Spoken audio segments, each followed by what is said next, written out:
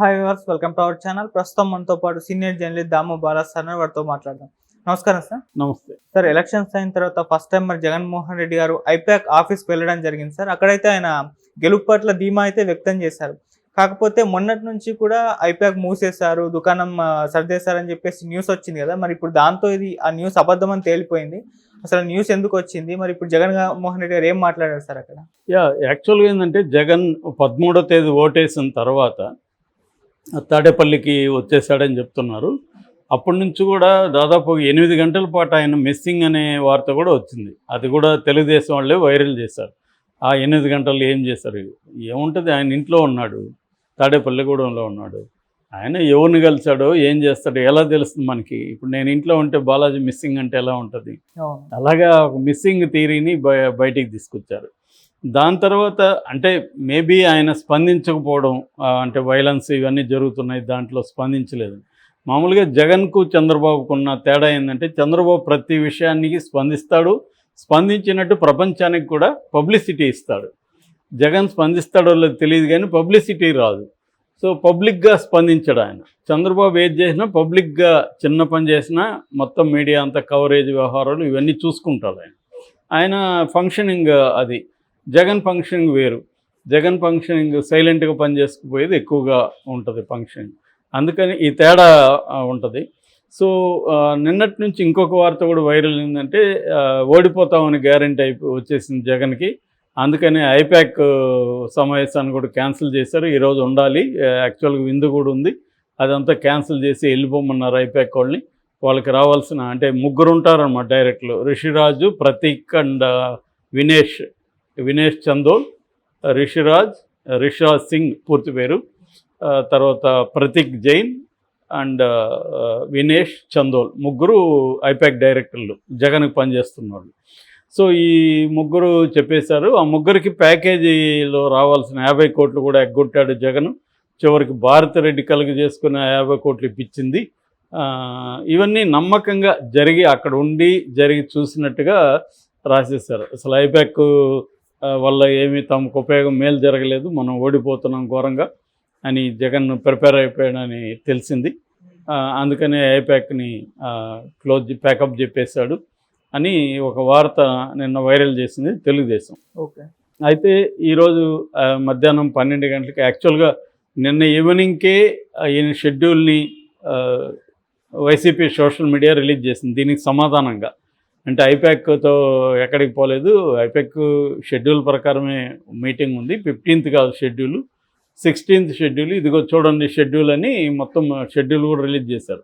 అంటే ఎన్ని గంటలకు ఎన్ని నిమిషాలకి ఇంటి నుంచి బయలుదేరుతారు, ఎక్కడికి వస్తారు, మొత్తం వాళ్ళ సెక్యూరిటీ ప్రోటోకాల్ ప్రకారం ఏమేమి ఉంటుందో అన్నీ కూడా రిలీజ్ చేశారు. ఇది ప్రైవేట్ ప్రోగ్రామ్ అని కూడా దాంట్లో మెన్షన్ చేశారు. ఓకే. సో ఇదేంటంటే మామూలే ఇక్కడ ఆంధ్రప్రదేశ్లో ఏంటంటే మనకు ప్రాబ్లము ఏది నమ్మాలా ఏది నిజమో. అదేదో మైసభలో ఉంది కదా, నీళ్ళు ఉందనుకుని అడుగు పెడితే నీళ్ళు ఉండవు, నీళ్ళు లేదనుకుని అడుగు పెడితే నీళ్ళు ఉంటాయి. అలాంటి మైసభలాగా ఇక్కడ లేని చోట మామూలుగా చాలామంది అంటుంటారు నిప్పు లేని పొగరాదని. ఆంధ్రప్రదేశ్లో నిప్పు అవసరం లేదు, పొగ నిప్పు 2 కూడా వీళ్ళే క్రియేట్ చేసేయగలరు.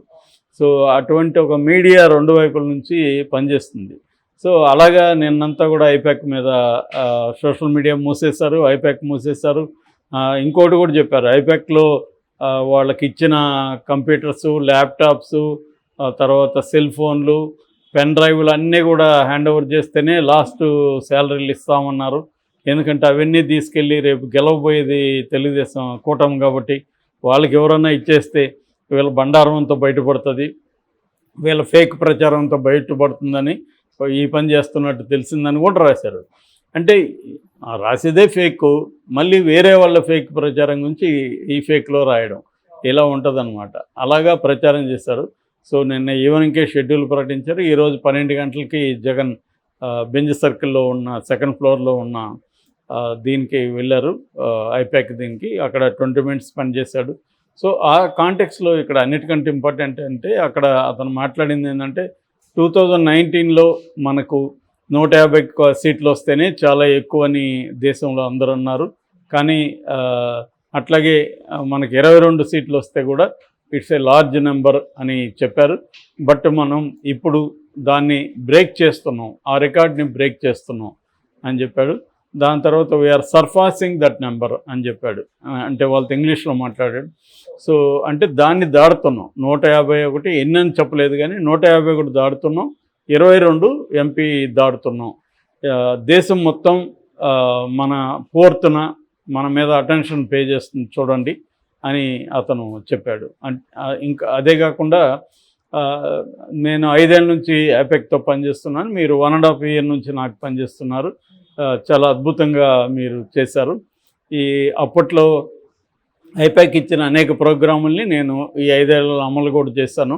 సో నాకు చాలా హెల్ప్ అయింది అని కూడా చెప్పాడు. అప్పుడు ఇతను మన ప్రశాంత్ కిషోర్ ఉన్నాడు, ఇప్పుడు అతను మాట మార్చాడు. ప్రశాంత్ కిషోర్ కల్లో కూడా ఊహించని ఫిగర్ మనకు రాబోతుంది అని కూడా ప్రశాంత్ కిషోర్ని ఉద్దేశించి కూడా మాట్లాడాడు. ఎందుకంటే ప్రశాంత్ కిషోర్ ఈ మధ్య అతను ఏంటంటే అతను ఒక ఎంప్లాయీ లాంటోడు, ఎవడు అపాయింట్ చేసుకుంటే వాడి తరఫున వర్క్ చేస్తాడు. గతంలో అక్కడ చేశాడు, మళ్ళీ నేను విరమించుకున్నాడు. చంద్రబాబు మొత్తానికి ఆయన మేనేజ్మెంట్లో ఎక్స్పర్ట్ కాబట్టి విరమించుకున్న ప్రశాంత్ కిషోర్ని కూడా తెప్పించుకొని తన వైపు పని చేయించుకున్నాడు. ఆయన ప్రశాంత్ కిషోర్ లాస్ట్లో ఇచ్చిన సలహానే ల్యాండ్ టైటిలింగ్ యాక్ట్ మీద నెగిటివ్గా చేయమని. ఎందుకంటే చంద్రబాబు చెప్తున్న సూపర్ 6 ఇవన్నీ కూడా ప్రజలు నమ్మట్లేదు. ఎందుకు నమ్మట్లేదంటే ఒకప్పుడు ఇదే అంతకంటే తక్కువ ఇచ్చిన జగన్నే విమర్శించి శ్రీలంక అయిపోతుంది, వెనిజులా అయిపోతుంది అని చెప్పి అంతకంటే డబ్బులు ఇస్తున్నాడు. జగన్ 70,000 కోట్లు పర్ ఇయర్ అయితే చంద్రబాబు 150 కోట్లు. నేను ఇప్పుడు డబ్బులు ఇస్తున్నానంటే జనాలు ఆలోచిస్తారు కదా, మరి నువ్వెందుకు అప్పుడు శ్రీలంక అయిపోతుందన్నావు? మరి 70,000 కోట్లు ఇస్తేనే శ్రీలంక వెనిజులా అయిపోతే నువ్వు 150 కోట్లు ఇస్తే అయిపోదా అంటే అర్థమైంది, నువ్వు ఎగ్గొట్టడానికే ఈ మాట చెప్తున్నావు, ఏవో నువ్వు అన్న అభిప్రాయం జనంలో కలిగింది. రెండోది జగన్ కూడా ఈ ఇష్యూని బలంగా తీసుకెళ్ళాడు. సో అందుకని ప్రశాంత్ కిషోర్ ఏం చెప్పాడంటే, మీరు ఈ ఉచిత హామీలు ప్రజలు నమ్మరు ఎలాగూ, కాబట్టి అవి పక్కన పెట్టండి, నెగిటివ్ క్యాంపెయిన్ చేద్దాం. నెగిటివ్ క్యాంపెయిన్ అంటే రిస్క్ అవర్షన్ అని ఒక కాన్సెప్ట్ ఉంటుంది బిహేవియరల్ ఎకనామిక్స్లో. ఎప్పుడైనా మనుషులు మనకు లాభం కంటే కూడా మనదేమన్నా ఉన్నది కోల్పోవడానికి ఎక్కువ ఇష్టపడరు. సో నువ్వు ఈ పని చేస్తే, ఎక్స్ట్రా పని చేస్తే నీకు 1000 రూపాయలు ఇస్తాను అని ఎవరైనా చెప్తే నువ్వు ఎలా స్పందిస్తావు? నువ్వు ఈ పని చేయకపోతే నీకు 1000 రూపాయలు కట్ అవుతుంది జీతంలో అని చెప్తే నువ్వు ఎలా స్పందిస్తావు అని వాళ్ళు ప్రయోగాలు చేసినప్పుడు వాళ్ళు రిస్క్ దీనికే ఎక్కువగా అవాయిడ్ చేద్దాం, ఈ 1000 రూపాయలు పోకుండా ఉండడం కోసమే ప్రిఫర్ చేస్తారనమాట. దీన్ని రిస్క్ అవర్షన్ అంటారు. అందుకని షేర్లు కొనేవాళ్ళు కూడా లాస్ అయినప్పుడు వాళ్ళు అమ్మేయాలి యాక్చువల్గా. దాన్నే మామూలుగా స్టాప్ లాస్ అని కూడా అంటారు. అంటే ఇక్కడ వరకు లాస్ 100 రూపాయలు కొన్నాడు, 97 రూపాయలకి స్టాప్ లాస్ పెడతాడు. 97 రూపాయలకు పడిపోతే అమ్మేయాలి. ఆ 3 రూపాయలు లాస్ వచ్చినా పర్లేదు. కానీ అది ఎక్కువ మంది అమ్మరు, ఎందుకంటే మళ్ళీ పెరుగుతుందంటే అది కిందకి ఒక్కోసారి జీరోకి వచ్చిన సందర్భాలు, 5 రూపాయలు 100కు కొంటే 5 రూపాయలు పడిపోయిన సందర్భాలు కూడా ఉంటాయి. దీనికి కారణం రిస్క్ అవర్షన్ అనే కాన్సెప్ట్ అనమాట. అలాగా ఆల్రెడీ మీ భూములు పోతాయని చెప్తే అందరూ భయపడి మనకేస్తారు అన్న ఉద్దేశంతో అతను ఇచ్చిన సలహానే అని చెప్తున్నారు. ఎందుకంటే అతను హైదరాబాద్లో నుండి సలహా ఇచ్చాడు. దాదాపు నాకు తెలిసి 3 సార్లు అతను వైసీపీ ఓడిపోతుందని 3 సార్లు ప్రకటించాడు. చివరిసారిగా రవిప్రకాష్ ఇంటర్వ్యూలో ఆయన ప్రకటించాడు 51 ఎన్నో వస్తాయి వాళ్ళకి, సో ఘోరంగా ఓడిపోతుందని. సో దాన్ని దృష్టిలో పెట్టుకొని జగన్ ఈరోజు ఏమన్నా అంటే ప్రశాంత్ కిషోర్ కళలో కూడా ఊహించని సీట్లు మనకు వస్తాయి అని అన్నాడు. ఇది ఒక రకంగా వైసీపీలో ఉత్సాహం నింపింది. రెండోది వైసీపీ వాళ్ళు ఇంకోటి కూడా ఏం చెప్తున్నారంటే జగన్ 100% గెలుస్తాడని కాన్ఫిడెన్స్ ఉంది, అందుకని డీబీటీ కూడా డబ్బులు వేశారు పథకాలకి, లేకపోతే వేసేవాడు కాదు. ఎందుకు వేస్తున్నాడంటే నేను గెలుస్తాను ఖచ్చితంగా అని చెప్పడానికి. సో అంటే రిజల్ట్ వచ్చినా రాకపోయినా నేను మీ డబ్బులు మీకు వేసాను కదా. అదే చంద్రబాబు 2019లో ఆ పని చేయలేదు, కాంట్రాక్టులకు ఇచ్చేశాడు అని రేపు ఈ నెరేటివ్ తీసుకెళ్ళడానికి రేపు ఎన్నికల్లో కూడా ఇది చెప్తాడు. నేను అప్పుడు చూడండి 2024లో నేను గెలుస్తానో లేదో తెలీదు, అయినా కూడా డబ్బులు మీకు రిలీజ్ చేశాను. అదే చంద్రబాబు అయితే 2019లో రిలీజ్ చేయలేదు అని రేపు చెప్పుకోవడానికి ఇది ఉంటుంది అని చెప్పి వేశాడు అన్న నేరేటివ్ కూడా వాళ్ళు స్ప్రెడ్ చేస్తున్నారు. ఏదేమైనా జగన్ ఫస్ట్ టైం ఎన్నికల తర్వాత ఓపెన్గా వచ్చి మెజారిటీ లాస్ట్ కంటే వస్తుందని చెప్పాడు. ఎవరి కాన్ఫిడెన్స్లో వాళ్ళు ఉంటారు, కానీ ఫైనల్గా ఆల్రెడీ రిజల్ట్ అయితే ఒక దగ్గర ఉంది. అది బయటికి 4th వస్తుంది.